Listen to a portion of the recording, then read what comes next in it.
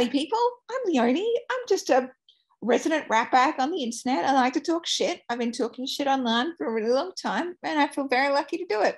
The end. Excellent.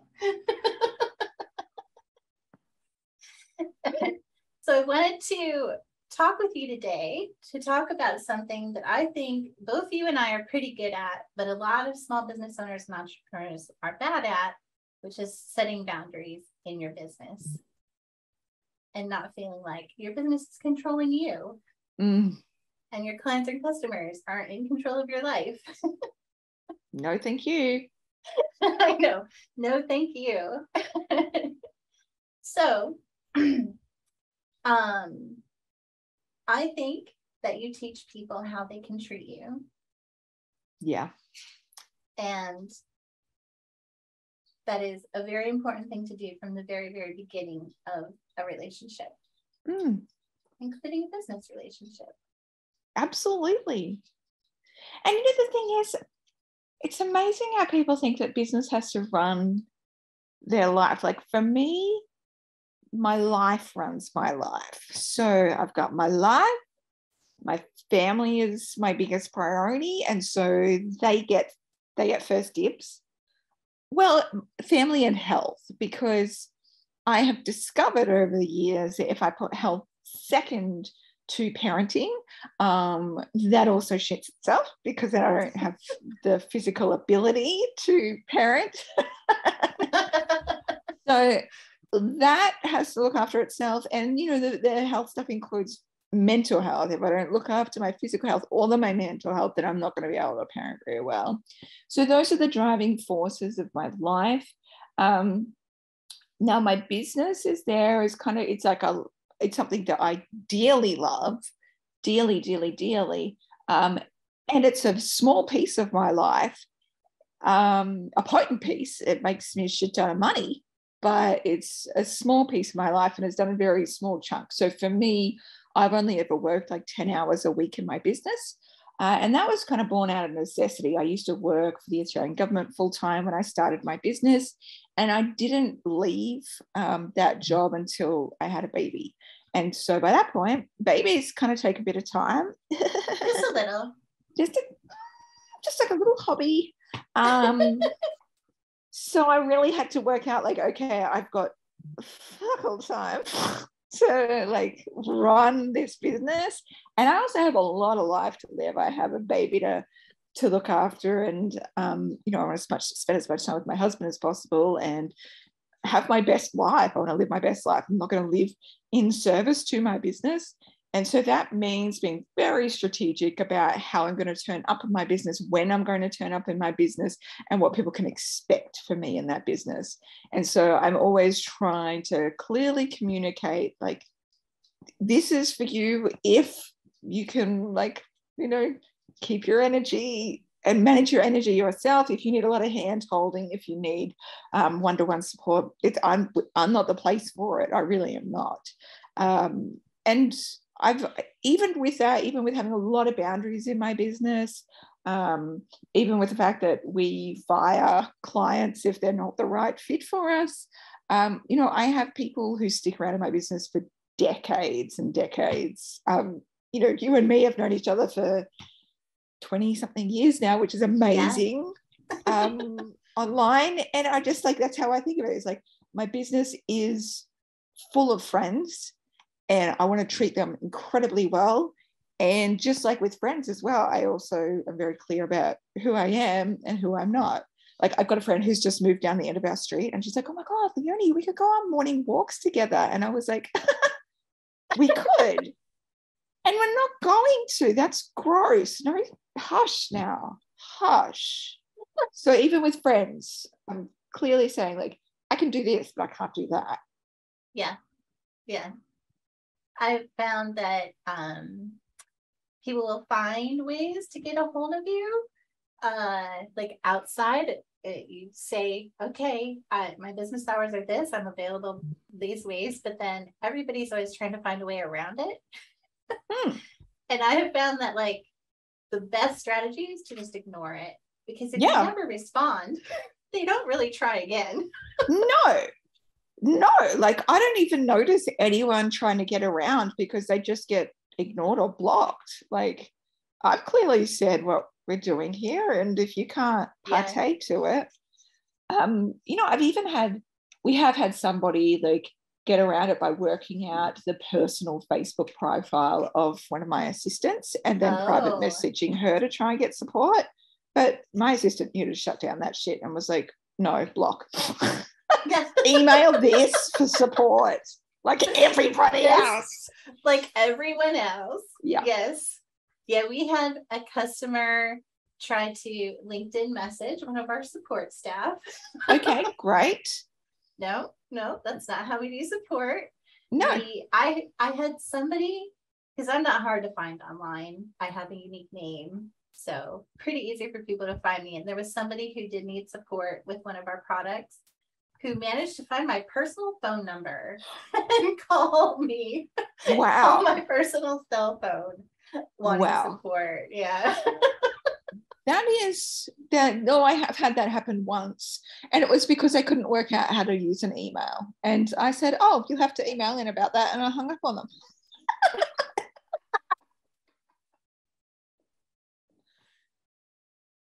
It's amazing how simple it can be.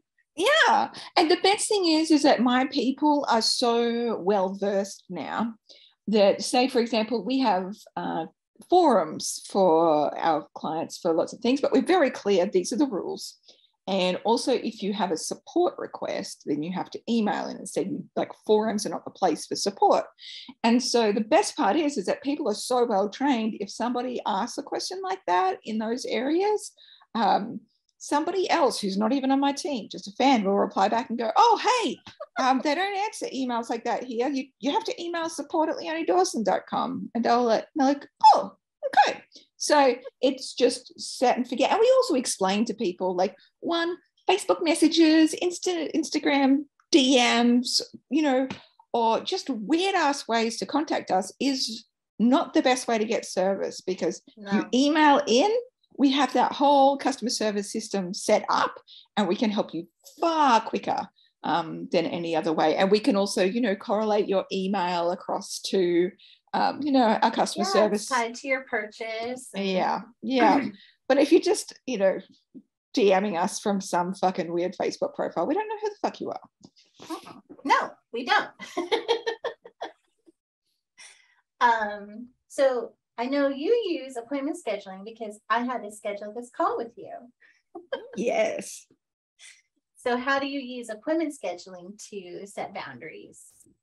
Sure. So, well, as you've noticed, we have quite a lengthy forum and a lengthy questionnaire. So, for example, when somebody wants to interview me, which is fairly regularly, we don't want to have to do the back and forwards of like, oh, okay, is this time valid? This time? Oh, no, that time's gone now. Oh, God. Yeah. Okay, time zone conversion. It's just an absolute shit heap. So with everything I do, I want to make sure that we're doing it in the least amount of time possible, because Absolutely. I run like a business. We do about $1 million a year, but I only work part-time and I have 2 very part-time assistants.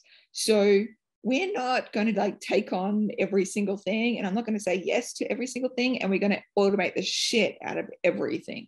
So it's like having scheduling software is non-negotiable. And I remember at one point, my assistant, when she was first on the job, she was like, no, I think it'll just be easier if everyone emails in. And then like a week later, after everyone emailed in for an interview, she was like, oh no, I am destroyed. I'm like, so yes. You think we might use scheduling software now, babes? Hello. And then when people schedule it in, they have to fill out a questionnaire.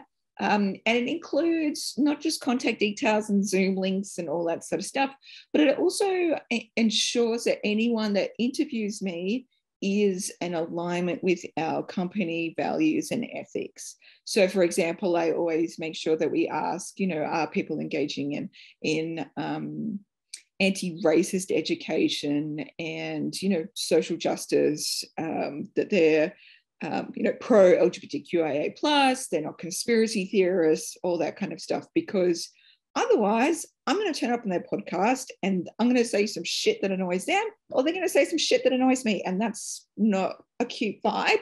I just like to work with people who are the right fit. So that just screens people out.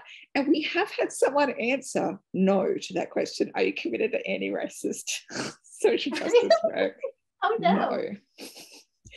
And then, just add some trope like, I believe we're all one. Oh, for fuck's sake, go read a book. Okay. Somebody is at the, okay, they're in the oblivious stage. And that's no, thank you. No. Yeah. So there was a little dust up on Twitter a few months ago about appointment scheduling. Somebody came in. We watched it with great interest for obvious reasons. Of course. You're like, hello, this is my kind of drama. Exactly. Right up my alley. Someone came in and said that they thought it was very rude to be sent as a link to schedule an appointment, because what you were saying to someone is that everything else on your schedule is more important than them, and you would just fit them in when you could. Yes, that's exactly what it's saying. That's not exactly, I'm sorry, but that's exactly what I'm saying, is like, this is when I can fit you in. If not, then go with grace. Yes. I wonder, like, yeah, how many people actually expect you to cancel other things on your schedule for them?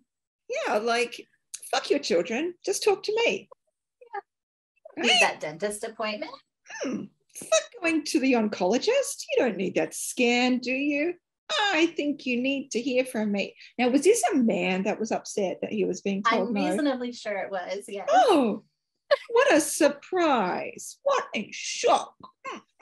Hard for him. Whoa, doesn't wow him. I don't totally agree with it either, because I think me sending somebody a link to quickly and easily schedule a time with me is saving them so much time. They don't have time for 10 back and forth emails looking for a time either. No. And yeah, go ahead. I only will go and get my eyebrows done at the place that has online booking. I am not calling anyone. And every time I talk to one of my friends, I'm like, they go, where do you go for brows? I go, this place. And they're like, oh my God, me too. It's because they've got online booking and I don't want to talk to shit on the phone. And I was like, same. And they're like, it's expensive, isn't it? I'm like, and that's the price we pay just to book online. I don't care. As long as I get to book online. And so now with all of my services, I'm so grateful it's getting more popular. So when I go to the dentist, when I go to the doctors, I go to websites and I find the book online now button. And I'm like, I am in, bitches, because then I can open my calendar. I can correlate, go, oh, actually, that's the best time for me. This is the best fit. I don't want to be told, like, how does Tuesday 11:30 work for you? I don't know. Tell me all the times that are available and I'll decide which one's best for me. Right. Yeah, I had a friend recently recommend, like, oh, you should go to this massage therapist instead. It's wonderful. I was like, no, they don't have online booking. I don't have time for this. What are we supposed to do? We're trying to feel relaxed here. We're trying. Why are they raising our blood pressure? It's like I don't get it. Also, like, I have friends who have like online booking stuff, and they also just say, hey, if there's no times in here that work for you, just email me and we'll work something out. Yeah. You know? I mean, I feel like that's implied. Yeah. Or if there's nothing for the next 3 months, like, send me an email. We'll figure something out if it's more important than that. Yeah. And they will even explicitly state it on the form, like, hey, if something doesn't work here, let me know. Not me though. I don't give people that option. I'm like, hey, if something doesn't work for you. Yeah, when I was previously running my freelance business, I just had Monday morning totally blocked off. Nobody can book appointments. Same thing for Friday afternoon. Brilliant. Like, I don't want appointments at this time. I took like a couple other chunks of time and just would block them out. No appointments can be booked here because I want to focus on other things. I want to get other stuff done. And at the end of the day, like, is somebody paying me to build them a website or to talk to them about building them a website? Exactly. Like less talky, more worky. I'm a big fan. Yeah. not the biggest fan of just clients calling up at any time, interrupting, texting. No, I've been shocked by some of the things that people will say about, oh, my client won't stop texting me. Stop answering, they'll stop. They really will. My clients don't even know my email address. They know where my customer service like support is, but nobody can access me directly.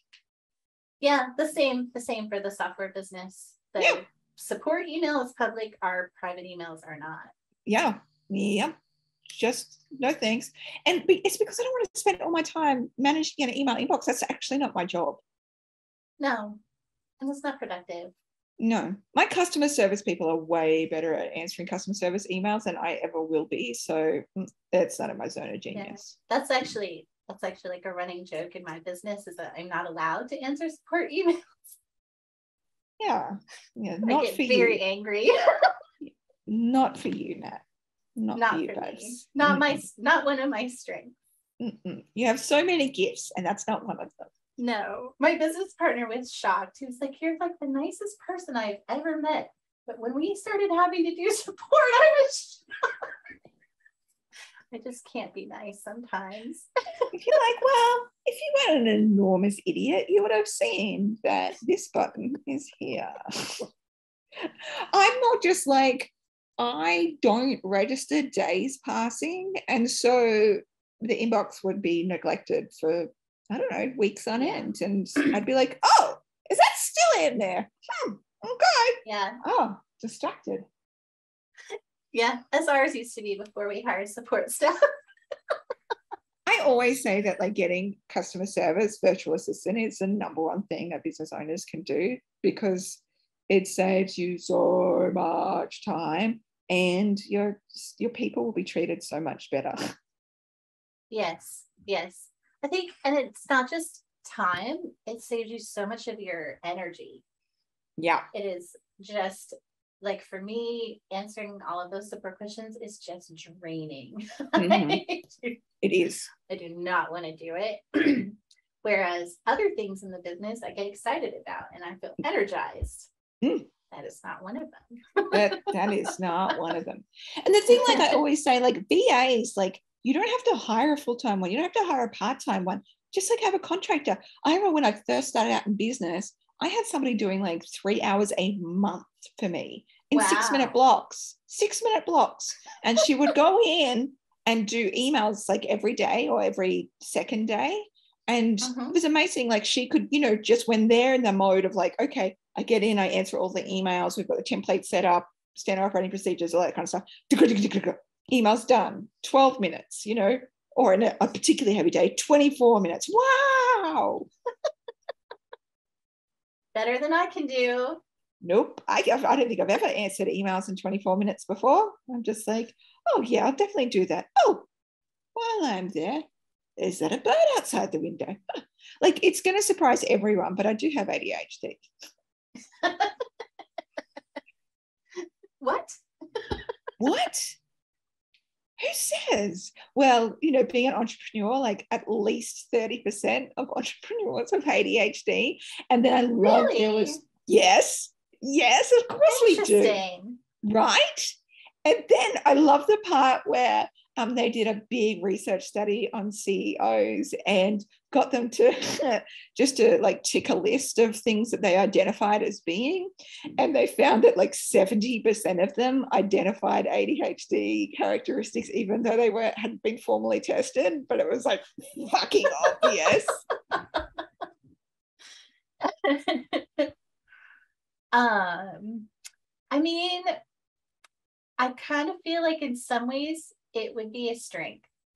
It is. Because you have so many things to pay attention to in a business. And it's a struggle. And it explains how, we get bored. We want new and exciting things. We don't really want to be micromanaged by someone because that would just kill our vibe. And we're constantly seeking novelty, and that can come in the form of, running for goals and things like that. So it is an enormous superpower. And there's, huge amounts of CEOs who already identify, like Richard Branson, as ADHD or ASD or some kind of neurodiverse. Mm-hmm. Yeah. Very interesting. And really, and like here we go, little ASD rant here, but like the format of the brain is actually completely different. It's actually like you are watching the world in high definition and everyone else has just got like basic bitch standard definition. You're seeing stuff. You're like that fucking chameleon that can see in like 6 billion colors, and everyone else is just like, oh, black and white TV is so delicious. And you're like, oh my God, you basic bitch brain. Ew.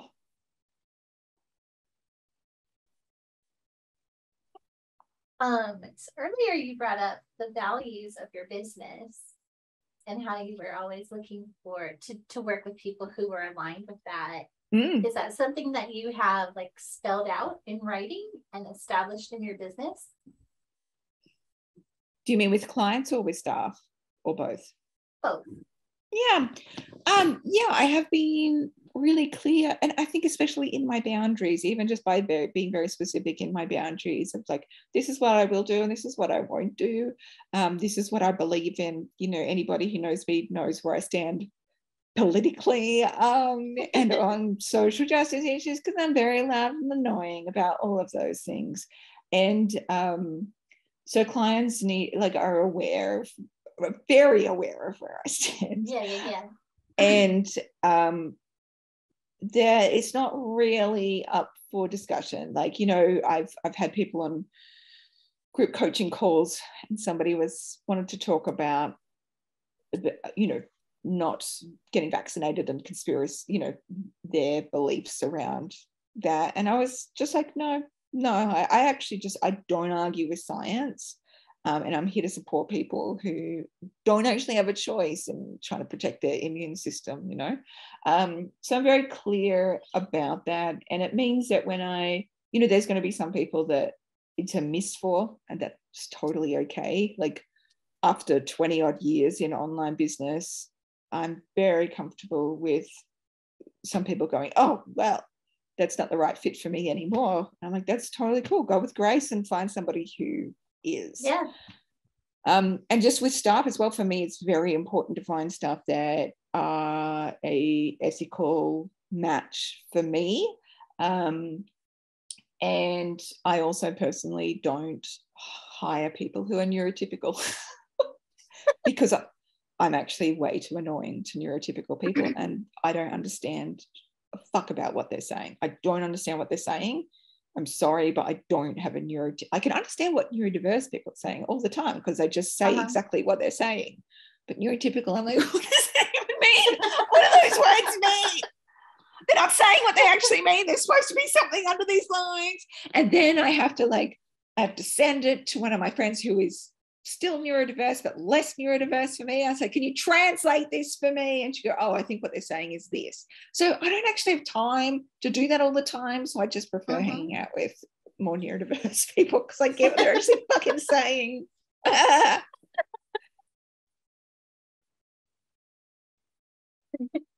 So we have internally a document of our values that we share, that we have everybody read when they're hired, and that we review as a company every quarter.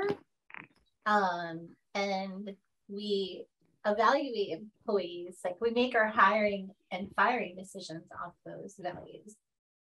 So we'll run through the list and just say, like, is this employee demonstrating these values? And if there are too many that they're not demonstrating, then either we don't hire them or we have a talk with them and they're probably on a path to, moving on to something else that's a better fit for them, that like fits with their values. So we found that it is actually really helpful, and it helps us to feel more objective about our hiring and firing decisions.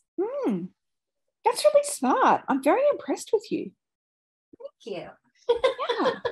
That's really, and it's such a good like system to have around it as well, for you to go tick, tick, tick, no, no, no, no.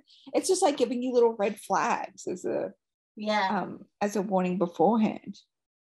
Yeah. And you can see we recently had to let somebody go, and you can actually see, because we keep track of each time we do it, where they had most of the values checked, and then there was a few less, and then the next time was a few less, and then it was like a few less. And we were like, okay, this person is on their way out. Like, they're just not interested in this job anymore. Wow. So yeah. That thrills me from a systematic perspective. Yeah, so it's really handy, and I think it's really helpful. We'll show them to people while we're interviewing them, to see if they're excited by them or intimidated by them. And it's helpful, I think, for making hiring decisions too. Can you share what some of those are? Like, must be into BDSM, must. Oh my gosh, how do you know that was on the I know. I just like a real energy about it. I don't know. This is so thrilling. So we take ownership and follow through. We have a growth mindset and embrace change. We communicate clearly and directly. Yay. That's a very important one. We are detail oriented and conscientious. We are determined and resilient. We never stop trying to improve. We show up reliably with positivity and enthusiasm. Oh, that's lovely. Yeah. I like those. Copy and paste. I just want to copy and paste those into my business. That's great. Yeah. And do you find yourself like having to remind yourself to model them? Yes. Yes, we do.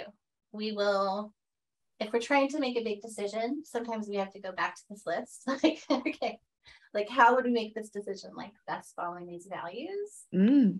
And we made the values list originally by my business partner and I, each writing down a list of what are like what we thought were the best values of the other person. And then this is a list of what was in common between the two. Oh, how nice is that? Yeah. And what do you feel like is the hardest one for you to attain? Like, what's the one that doesn't feel like the easiest, like the one that you have to like continue to cultivate within yourself? I think the one that is the most important, which is we communicate clearly and directly. Because it's really easy to want to avoid that when something's going wrong. Yeah. And to not want to say to somebody like, hey, I noticed you're not doing your best work lately. Well, I noticed you're not working lately. No. Yeah. Things don't seem to be going well lately. What's going on? Yeah. And it's easy to want to avoid that, or to just be annoyed, like, oh, that person's doing that again. Yes. And what do you think is like, because I completely get that would probably be my number one most difficult thing as well, especially when it comes to the hard stuff. The vulnerable stuff I'm good with, but like the difficult conversations, like I find very difficult to talk to somebody when I feel like it's not working. What do you think has helped you the most in being able to cultivate that skill? Oh, that's a good question. Definitely being held accountable by each other, like having a business partner and we hold each other accountable. Because I think, we each have different areas of strength in the business. And so just kind of naturally, each one of us just works more with individual employees. So when it's an issue with a particular employee, of course, the person who's closest with that employee is always the one reluctant to to have the hard conversation. So I think the accountability from the other person. And I have to say that we've had some really wonderful outcomes from some of those difficult conversations, and people have like really turned things around. Really? And, yes, have done like complete 180s and just become just indispensable parts of the business after after having a conversation with us where we were like, hey, it seems like things aren't really working out. What, like, is it usually because they like realize like, oh, there's something else going on behind the scenes, or is it because of the way that you've approached it? What do you think's been like the key? Because I ask because I've seen like incidences where those conversations have been had, and maybe they haven't been done as gracefully as you, but people seem to just want to burn bridges and run as soon as they're called out on their behavior. Or maybe you're just like calling them in instead. We try to call them in, yeah, and not we try to make it a very welcoming conversation, and just to be very honest. And I know in one case someone was just having some personal problems and they never told us what it was, which is fine, they can have their privacy, but they were mature enough and adult enough to acknowledge like, yeah, I didn't have my best couple of months, I've had some stuff going on, but I'm getting it resolved now, and I think things are going to be better. And we couldn't be more impressed with like how that person turned things around. That's amazing. Yeah. Took on all kinds of new responsibilities, and it's just an amazing member of the team now. Yeah. Oh, that's fantastic. Well done you on like having those hard conversations instead of just burning bridges and running. Thank you. It doesn't always work out, but the times that it has, like there's two times in particular where the turnaround has just been unbelievable. Like if you had asked my business partner and I before, do you think this can be saved? We would have said no. No, this person's on their way out. This can't be saved. But yeah, you're right. Wow, I'm fascinated. I'm learning so much. I feel like I'm interviewing you.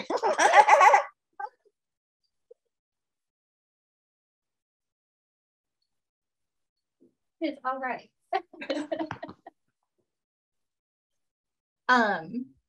Yeah, but I think being clear about your values, I think too helps you to set priorities for your life and your business, and to think about what's really important for you. Because one thing I've learned as a business owner, you're never going to get to the bottom of your to-do list. This is true. You have to prioritize it. You have to figure out what to do. Yeah. And I always say to people, like, because I think the number one thing people think of with like the really large to-do list is like, well, you just need to delegate more. I should delegate more. And I always say to people, back the fuck up. Don't delegate more, because delegating is still costing you. It's costing you in terms of time, because you still have to tell someone what to do. And if they don't know how to do it, you have to train them how to do it. And then you have to check that it's done correctly. And if it's not done correctly, you need to give them feedback. Secondly, it costs you money. It costs you your time, and it costs you that person's time as well. And it's going to cost you on an ongoing basis every single time they do that task. And people are not cheap. So the very first thing you should do is first work out if you can delete that task instead. Like, is it actually critical? Is it actually money making? Is it really needed here? Is it the 20% of actions that will create the 80% of revenue, according to Pareto's law? Like, is it a high impact item, or is it just a nice to have? And if it's a nice to have, you should probably just fuck that one off, because it's not worth your time. There's so much busy work that can be done. Now, if it's something that you decide like, oh no, it's still critical, look at like how you can automate it with tech angels. Like, can you use something like Zapier, some kind of automation system or scheduling software to do that task for you. And then thirdly, if you can't get it automated, is it something that, there's something that you should do to systemate it. So if it's like in terms of emails, you're never going to get to a point where nobody's ever going to have to email in, but making sure that you've got templated systems, you've got your pre-answering questions in as many places as possible, you're resolving problems before they happen.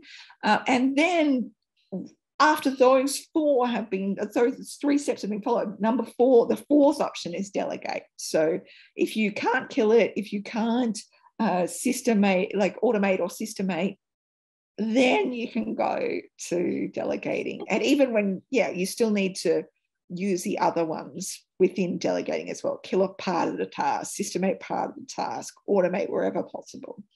Yeah. We have a ridiculous amount of automation in our business. That is my business partner, Nathan. That is his first true love. That's beautiful. So we always follow the robots who are working for us. Yes. And is he like a massive fan of Zapier, or what do you think like is one of his favorite automation methods? Yes, we have Zapier automations. We have, we write a lot of code, so we use GitHub, and we have that automated to sync with our task management software. So nice. Lots and lots of automation between those two things. So everything's always in sync. We have lots of automations that help our support team out to be very efficient. Our support team is servicing 20,000 customers, and there's 2 of them. Yeah. So they need all the help they can get. And yeah. Neither one of them works full-time on support because we have so much automation and help, and they're able to contribute other things to the company. That's amazing. And like we're the same. We've got 10,000 customers. So only half the amount that you do. But I have one person who does 3 to 5 hours of customer service per week, and that's it. Yeah, the rest, it makes a huge difference. massive. And I think like that's the thing when you think about it from a strategic perspective, instead of like, well, here's all these emails and we just need to keep on piling more people into it. It's like, no, how can you be smarter here so there's no like wasted time and like emails that don't need to be answered, how can we stop the emails from coming in, and when they're coming in, how can we automate it and make it so much more efficient? Yeah And figure out how we can most quickly help everybody. I love it. So Are you sexy. familiar with Charlie Gilkey? I've known of Charlie since like 2008, I think. Yeah, I really like his method for prioritizing tasks, where like your top priority task is always the thing that's directly going to make you money. And then your second priority tasks are the things that are in support of you making money. Oh, I like that. Yeah. And then it goes down from there. Yeah. I like that. The triage system. Yeah. He used to have a program back in like 2008 or 9 called email triage, I think. So it must for the hospital triage system. So based off a similar perspective. That's amazing.